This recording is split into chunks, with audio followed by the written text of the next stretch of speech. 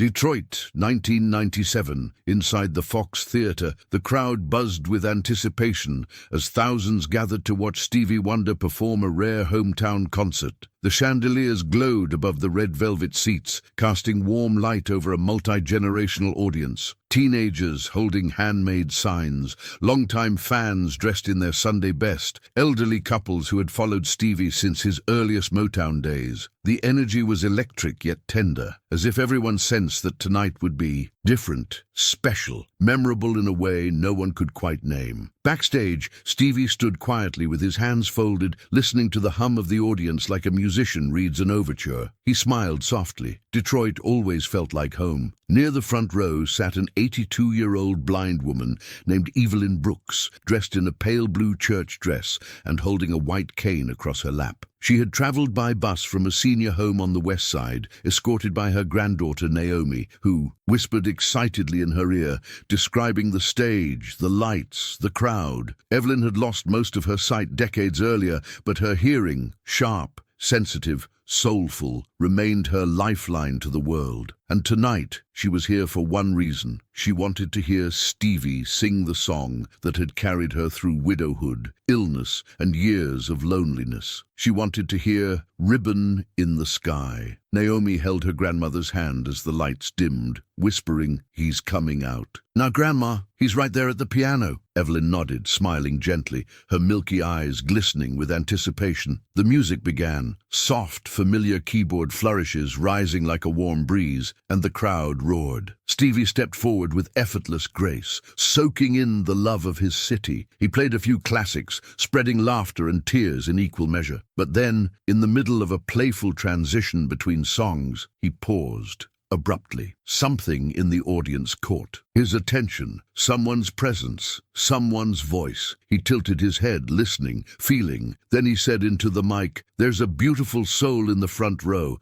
someone who's been singing every word with me." The audience turned. Naomi froze. Evelyn gasped softly, her hand trembling. Stevie smiled. "Sweetheart, would you come sing with me?" And the entire room erupted. Naomi's breath caught in her throat as dozens of eyes turned toward her and her grandmother. "Grandma, he means you," she whispered, voice trembling. Evelyn lifted her chin, startled. "Me? Oh no, child. He must be talking about somebody else." But Stevie tilted his head again toward their exact section, his smile widening with certainty. "Yes, ma'am. You with the beautiful voice. Don't hide from me now." The crowd cheered, urging her to stand, to go, to take the invitation. Naomi squeezed her grandmother's hand. "Do you want to?" Evelyn hesitated, fear and disbelief swirling inside her. She was 82. She hadn't sung publicly since her church choir days in the 1960s. Her voice was worn, her body fragile. But the song, his song, had lived inside her for years. With a shuddering breath, she rose from her seat. The audience erupted in applause. An usher hurried over, offering his arm. Naomi guided Evelyn's other side, and together they walked slowly down the aisle toward the glowing stage. Each step felt like crossing the threshold into a sacred memory. The entire theater leaned forward as Evelyn climbed the few steps to the stage, Stevie waiting with outstretched hands. When her fingers brushed his, the crowd sighed collectively, an emotional release that rippled through every row. Stevie held her hands gently, as though receiving a blessing. "What's your name, beautiful?" he asked softly. "Evelyn," she whispered, her voice thin from age but warm as sunlight. "Miss Evelyn," Stevie repeated with reverence. "I heard you singing like an angel out there. How long?" "You've been keeping that voice a secret," she laughed, a delicate, trembling laugh that made the audience melt. Stevie guided her to a microphone. The orchestra quieted. The lights softened into a golden glow that wrapped the two of them in warmth. Evelyn's cane leaned against the piano, forgotten. Stevie stood beside her, one hand still resting lightly on top of hers. "Would you like to help me sing 'Ribbon in the Sky' tonight?" Evelyn gasped so softly only Stevie heard it. Tears pooled in her eyes. "That song," she whispered, "helped me survive losing my husband, helped me survive losing my sight." Stevie's lips parted, emotion flickering across his face. The crowd felt it, the weight of her story, the tenderness of her truth, and a hush descended over the entire auditorium. Stevie squeezed her hand again. "Then let's sing it for him, together." And the first gentle chords of the song drifted into the air, fragile, trembling, sacred. The opening notes floated through the Fox Theatre like a soft prayer, delicate enough to make even the loudest audience members fall completely silent. Stevie kept the piano gentle, giving Evelyn space, almost as if he were shaping the air around her voice before she even sang. Evelyn inhaled shakily. Her hands trembled at her sides. For the first few seconds, she couldn't force a single sound out. Fear tightened her throat. Decades of silence weighed on her chest. The entire auditorium held its breath, knowing they were witnessing a moment too sacred to rush. Stevie leaned closer and whispered just loud enough for her to hear, "It's okay. You're safe. Just follow the music." Evelyn's chin quivered. Then finally, she opened her mouth. Her first note was small, fragile as paper, but pure. So pure it swept across the audience like a warm breeze. People gasped. Naomi, watching from the front row, pressed both hands over her mouth as tears burst from her eyes. Stevie smiled brilliantly, feeling the truth in her voice. He shifted the accompaniment slightly to cradle her tone, lifting her without overwhelming her. "That's it, Miss Evelyn," he encouraged softly. "Let it rise." And she did. The next line came stronger, her old gospel training flickering to life under the surface.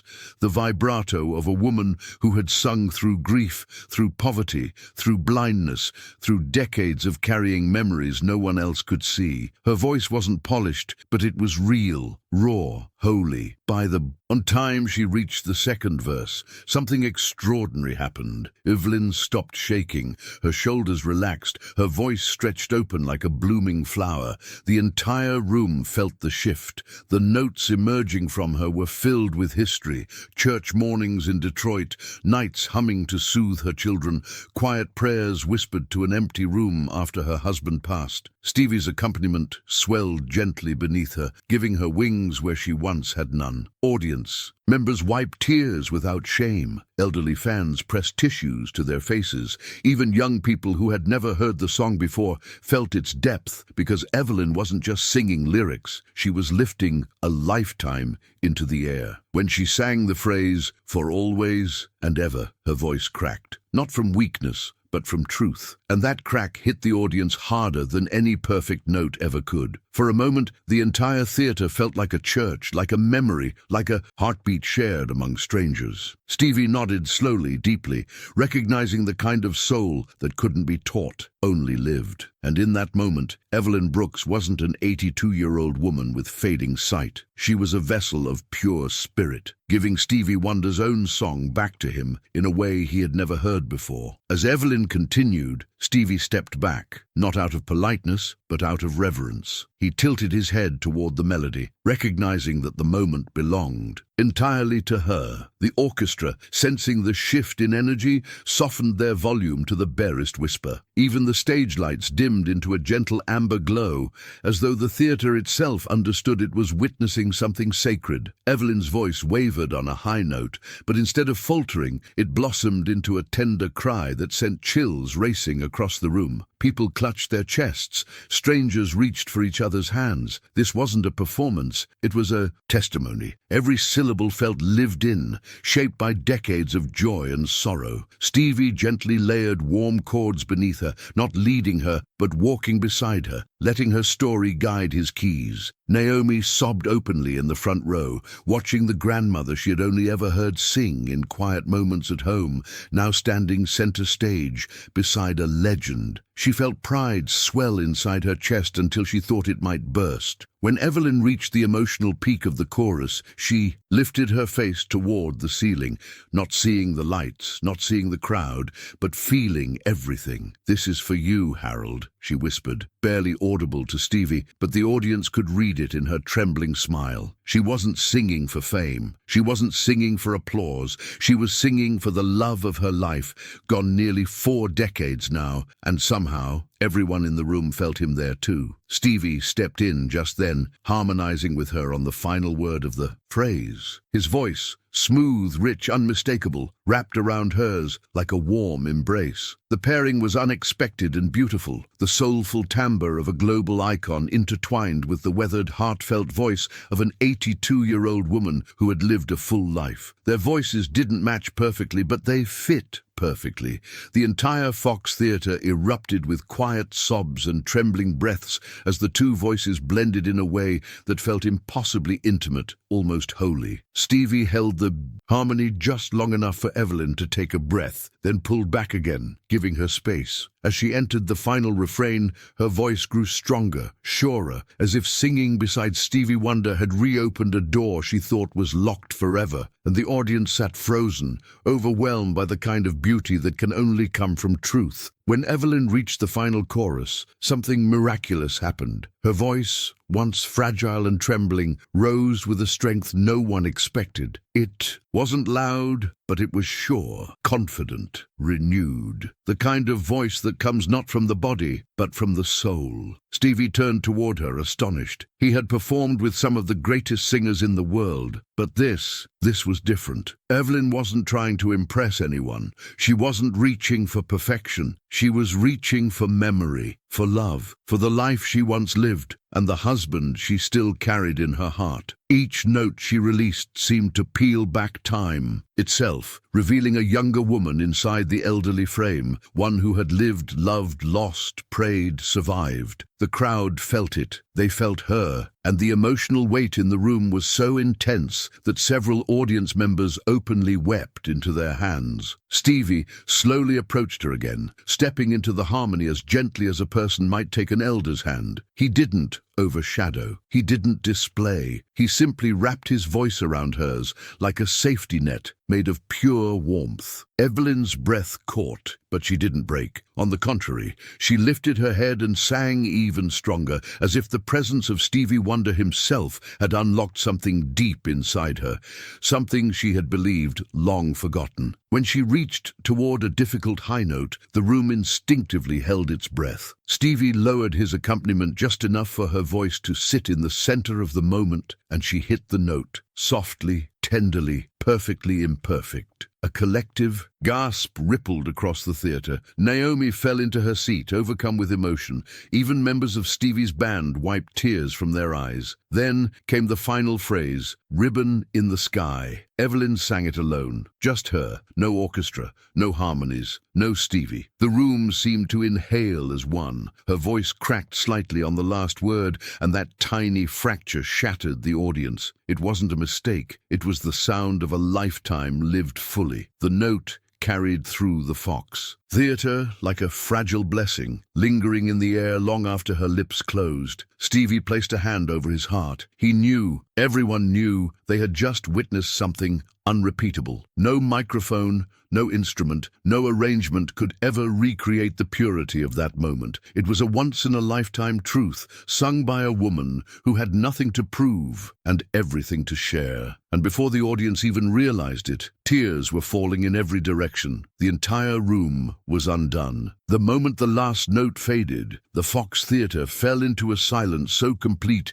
it felt sacred. No one clapped. No one breathed. It was as if the entire auditorium needed time to recover from what they had just witnessed. Evelyn stood trembling, one hand on the microphone, the other pressed gently to her chest. She couldn't see the thousands of faces staring back at her, but she felt their emotion like a warm wave pouring across the stage. Stevie stepped toward her with slow, reverent footsteps. "Miss Evelyn," he whispered, placing a hand over hers on the microphone stand. "That was one of the most beautiful things I've ever heard in my life." The audience exhaled all at once. Some sobbing, some pressing tissues to their faces, some whispering prayers of gratitude for having been present at such a moment. Evelyn's lips quivered. Did I do all right?" she asked softly. Stevie let out a gentle laugh, thick with emotion. "You didn't do all right, Miss Evelyn. You touched heaven tonight." The audience finally erupted.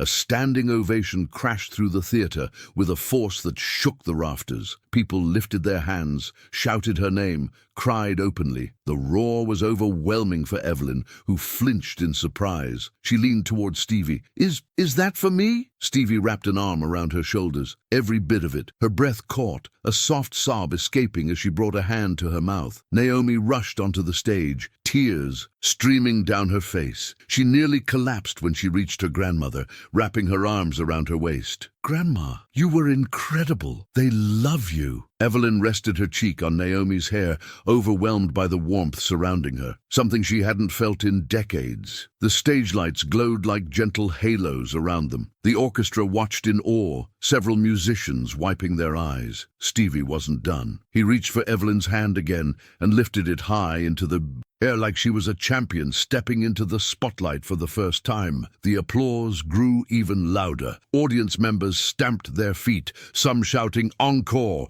others yelling, "We love you, Evelyn!" She shook her head in disbelief, overwhelmed by the magnitude of what was happening. "I never thought," she whispered, voice cracking, "I never thought I'd sing again. Not like this." Stevie leaned close, his voice low and soft. That voice was never gone. It was just waiting for the right moment to come home. Evelyn pressed her free hand over her heart, tears streaming down her weathered cheeks. For the first time in many years, she didn't feel old. She didn't feel blind. She felt alive, and the entire Fox Theatre felt transformed, because a legend didn't just share his stage, he shared his heart. As the ovation finally softened into a warm, trembling hush, Stevie guided Evelyn toward the piano bench. "Sit with me for a moment," he whispered. Evelyn lowered herself carefully, still overwhelmed, still shaking from the weight of what she had just experienced. Stevie sat beside her, their shoulders touching. The audience quieted completely, sensing something more was coming, something intimate. Stevie rested both hands on the keys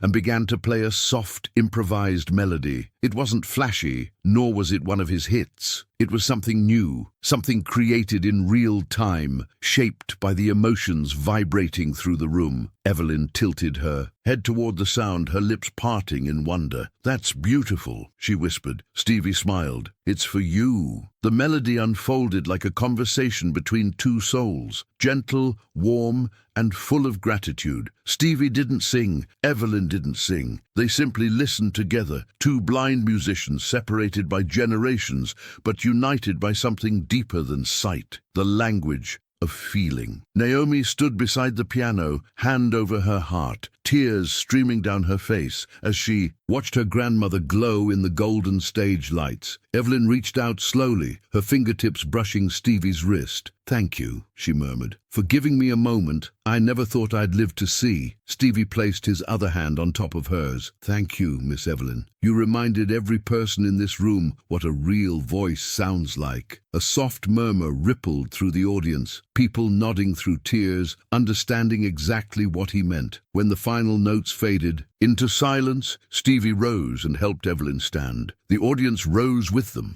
Another standing ovation, softer this time, more reverent than explosive. Stevie escorted her to the edge of the stage where Naomi wrapped her arms around her grandmother, holding her as if afraid the moment might slip away. Evelyn pressed her face into Naomi's shoulder and whispered, "I feel like I got a piece of my life back tonight." Naomi hugged her tighter. Stevie leaned into the microphone one last time. "Let this be a reminder to all of us. Talent has no age, no limits, and no expiration date." The crowd roared in agreement. As Evelyn left the stage, supported by Naomi and Stevie, the entire theater watched in silence. Every person knowing they had witnessed something unrepeatable, something pure, something that would be remembered long after the lights dimmed. Evelyn Brooks came to the Fox Theatre to hear Stevie Wonder sing her favorite song. Instead, she became the heart of it. And long after she was escorted back to her seat, long after the concert ended, long after fans spilled into the Detroit night still wiping their eyes, one truth lingered. Sometimes the most powerful voice in the room belongs to the one who thought her singing days were over.